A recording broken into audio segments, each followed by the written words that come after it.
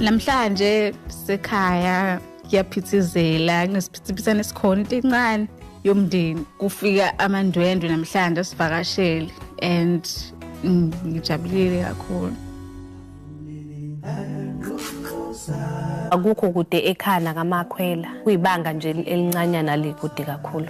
Siyakhuleka mina bakakhwela nina bakanduli omkabhaze siyocela isihlobo esihle umthomeli ba kuthiwa singicela ngene ngaphakathi ngoba ngathi niyakhuluma kabhaze